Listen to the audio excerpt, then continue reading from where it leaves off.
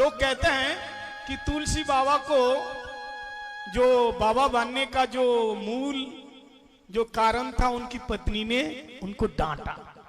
इसलिए अगर ऐसी बात है तो आजकल घर घर में तुलसीदास जी होते हैं नहीं? सच बताइए, आपको डांटते हैं कि नहीं? डांटती हैं? कितना डांटती हैं? या अंदर की बात बता रहा हूं। लेकिन एक दिन भी घर छोड़ करके जाने का मन नहीं करता।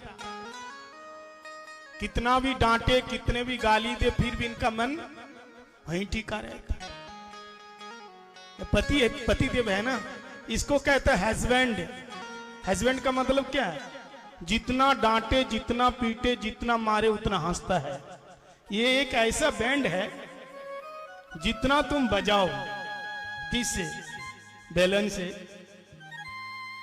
झाड़ू से, चिमटा से, वो उतना ही हंसेगा। हस्बैंड है ना, उतना ही हंसता है। और इतना महाराज हंसता है कि घर के बाहर तक नहीं जाते। बोलो जय श्री राम। जोर से बोलना पड़ेगा, जय श्री राम। जय श्री राम। देखो, शादी के पहले 6 महीने तक, जो हकीकत बात मैं बता रहा हूं, हाँ, शादी के पहले 6 महीने तक पत्नी बोलती है मीठी आवाज में और पति सुनता है। पति सुनते हैं हाँ जी, हाँ जी, हाँ जी करके।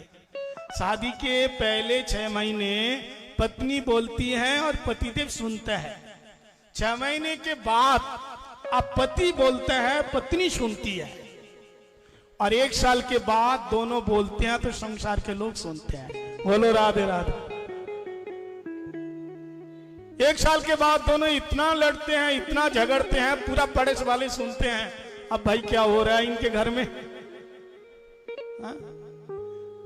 बहू देखने के लिए गई, कौन? लड़का की माँ, माता जी और बाबूजी। बोले तुम्हारी बेटी संस्कार है? बोले कुछ संस्कार दिया। पूछो। अच्छा बेटी गीता पढ़ती हैं? बोले हाँ पूरा कंठस्थ है। अच्छा ठीक है ठीक है। तो तुम माँ जो श्रीमद् भागवतम पढ़ती हो? बोले ये भी पढ़ती हूँ। अच्छा रामायण? बोले हाँ ये भी पढ़ती हूँ। तो लड़की ने कहा कि बाबूजी और माताजी आप यहाँ गीता भी सुन लीजिए, रामायण भी सुन लीजिए और श्रीमद् भागवत भी सुन लीजिए, और जब आपके घर में आऊंगी ना तो वहां महाभारत भी सुना देंगे। बोलो राधे राधे। महाभारत उधर ही सुनाएंगे क्या? महाभारत बहुत बड़ा है ना। तो कहता हमारी बेटी बहुत संस्कारी है। असंस्कारी कहां से होगी? एक सास कह रही है बहू से, तुम्हारे माता पिता संस्कार दिया ही नहीं। तो बहू तो पढ़ी लिखी थी, पढ़ी लिखी है। देखो पहले एक जमाना था कि जो सास लोग होती थी ना तो वो बहुओं को दबा के रखती थी, लेकिन अब ये बात नहीं रही, क्योंकि आजकल की जो बहुएं हैं पढ़ी लिखी है। बोले अरे तुम संस्कार घर से नहीं लाई, तुम्हारे माँ बाबूजी संस्कार दिया ही नहीं। बोले संस्कार की बात करते हो तुमने जो लिस्ट दिया था दहेज के, उसके सबसे पहले कार, टीवी, अलमारी, फ्रिज, ये वो दुनिया भर के सब लिखा, कम से कम 1 करोड़ के सामान लिखा।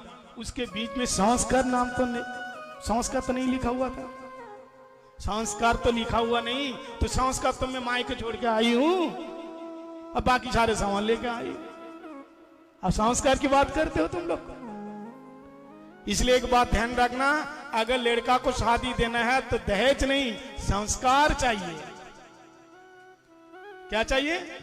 संस्कार चाहिए। आजकल लड़के के जन्मदिन में क्या देता है? कार देता है। अरे कार दोगे तो बिगड़ सकते हैं, एक्सीडेंट हो भी सकते हैं, लेकिन संस्कार दोगे तो कभी नहीं बिगड़ेगा। सब कुछ दे देते हैं लेकिन संस्कार नहीं देते हैं। अगर माता पिता अपने बेटे को संस्कार नहीं दिया तो वो तुम्हारे अंतिम संस्कार में कभी खड़ा नहीं होगा, वो तुम्हारे पास नहीं रहेगा, दूर खड़ा रहेगा, क्योंकि तुमने संस्कार नहीं दिया। देखो इतनी राम कथा होती है, कृष्ण कथा होती है, लेकिन इसका मूल क्या है? संस्कृति को जगाना है, संस्कार को बढ़ाना है। लेकिन कहां हमारा संस्कार, कहां है संस्कृति? राम क्या है? मर्यादा पुरुषोत्तम है, उन्होंने मर्यादा दिखाया।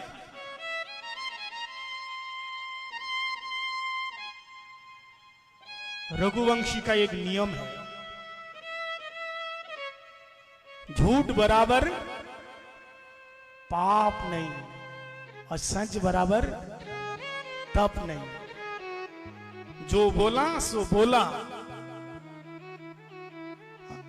मर्यादा का सबसे पहली सीढ़ी क्या है?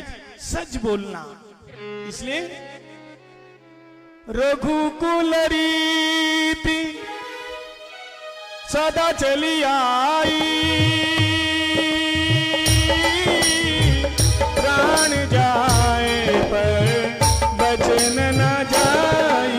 राम सिया राम जय जय राम, राम बोलो राम सिया राम जय जय राम।